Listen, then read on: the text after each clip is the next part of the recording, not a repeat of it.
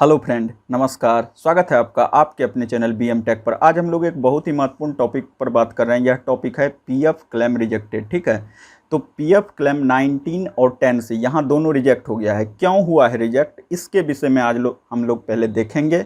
इसके बाद इसके सॉल्यूशन को जानेंगे कि इसका क्या सॉल्यूशन है, ताकि यह क्लेम 19 और 10 से फिर से रिजेक्ट नहीं हो। ठीक है, इस बार अगर हम लोग फ्रेश क्लेम करें तो वह एक बार में जो है क्लेम सेटल्ड हो जाए। ऐसा हम लोग कौन सा प्रोसेस करेंगे, ठीक है, और कौन सी सावधानी बरतेंगे जिससे कि क्लेम जो है रिजेक्ट नहीं हो। जैसा कि आप देख रहे हैं, अभी स्क्रीन पर हम दिखा रहे हैं, यहाँ जो है 19 रिजेक्ट हो गया।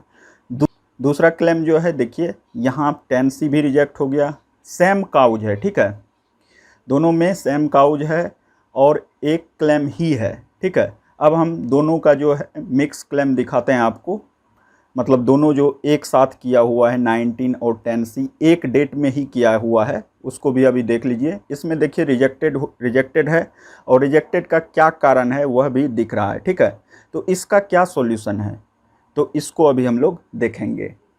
तो देखिए यहाँ जैसे कि रिमार्क में आप लोग देख रहे हैं कि रिमार्क में लिखा हुआ है कि आपका पासबुक जो है उस पर बैंक मैनेजर का साइन नहीं है किया हुआ। ठीक है, जब हमने अच्छी तरह से क्लेम में जाके चेक किया तो वहाँ देखा कि सही में ओनली स्टम्प लगा हुआ था, उस पर साइन किया हुआ नहीं था। पासबुक जो उन्होंने अटैच किया था उस पर जो है ओनली क्या किया हुआ था, तो ओनली स्टम्प डाला हुआ था, वहाँ बैंक मैनेजर का साइन नहीं था।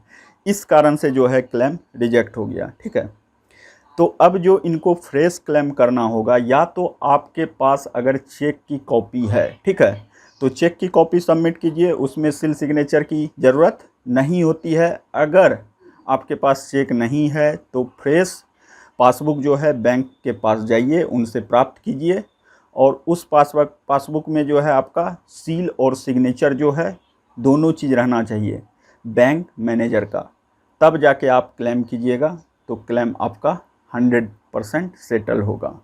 अगर इस तरह से क्लेम नहीं कीजिएगा तो आपका क्लेम सेटल्ड नहीं होगा, फिर से वह रिजेक्ट हो जाएगा। ठीक है, तो पासबुक जब हम लोग अपलोड कर रहे होते हैं तो वहाँ 2-3 बातों पर ध्यान देना होगा। एक तो पासबुक का कॉपी अगर हम लोग अटैच कर रहे हैं तो उस जगह ध्यान देना होगा कि सील और साइन किया हुआ है कि नहीं। ठीक है, बैंक मैनेजर का सील साइन किया हुआ है कि नहीं।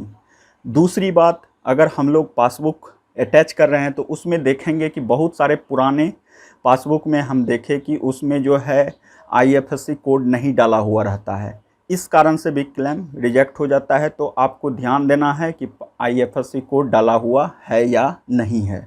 अगर नहीं डाला हुआ है तो फ्रेश पासबुक इशू करवा लीजिए, उसमें जो है आपको मतलब कि IFSC कोड, इसके बाद सारा डिटेल्स जो है अभी मौजूदा बैंक में जो भी डिटेल्स है वह सारा चीज़ आपको मिल जाएगा। ठीक है, इसके बाद अगर चेक की कॉपी डाल रहे हैं तो उसमें ध्यान देने वाली बात यह है कि चेक प्रिंटेड होना चाहिए। ठीक है, इसके बाद आप जो है अगर आपके पास पासबुक की कॉपी या चेकबुक की कॉपी जो भी अटैच कर रहे हैं, उसका जो पिक्चर आप लोग ले रहे हैं, तो वह पिक्चर कोशिश कीजिए कि बहुत ज़्यादा, जितना ज़्यादा हो सके उतना ज़्यादा क्लियर हो।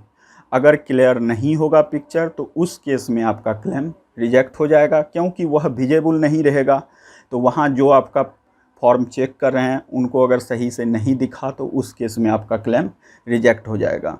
तो इन सारी सावधानी को ध्यान में रखते हुए क्लेम कीजिए, क्लेम सेटल्ड हो जाएगा। खास करके इस क्लेम के विषय में यह जान लीजिए कि पासबुक जो आप अटैच कर रहे हैं उसकी फ्रेश कॉपी जो है अटैच कीजिए, और इसके बाद अगर चेकबुक आपके पास है तो उसमें चेक कर लीजिए कि आपका नाम प्रिंटेड है या नहीं है। अगर नाम प्रिंटेड नहीं है तो उस केस में नाम प्रिंटेड वाला चेक जो है इशू करवा लीजिए और फिर से जो है अप्लाई कीजिए।